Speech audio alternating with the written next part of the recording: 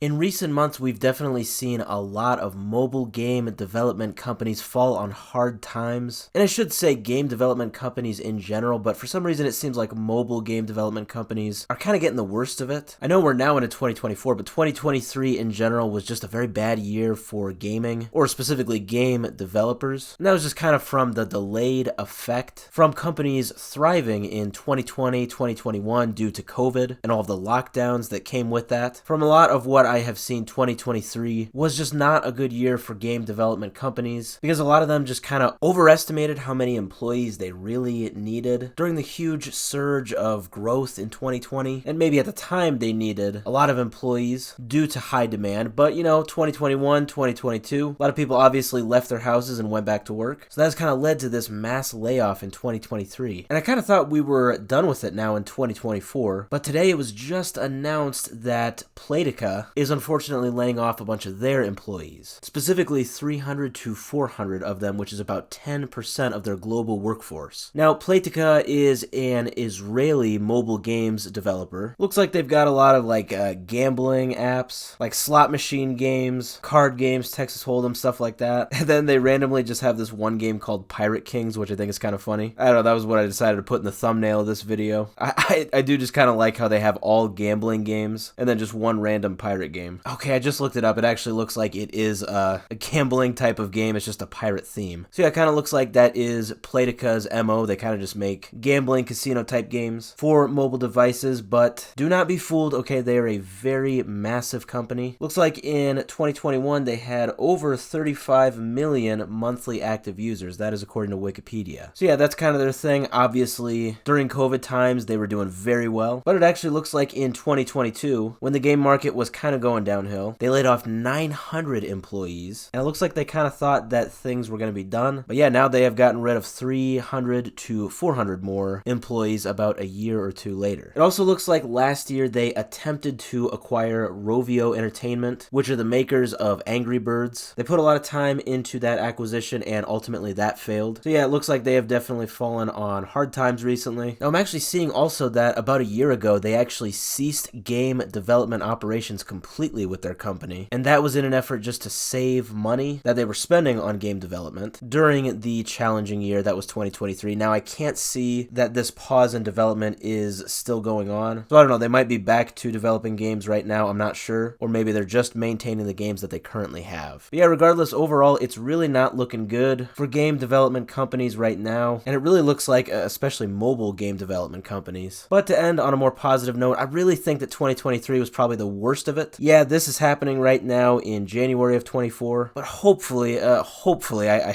can't stress hopefully enough, this is the end of a pretty bad era for gaming, specifically game developers. They've definitely had a lot of layoffs recently. This is only adding to it, but hopefully things bounce back in 2024.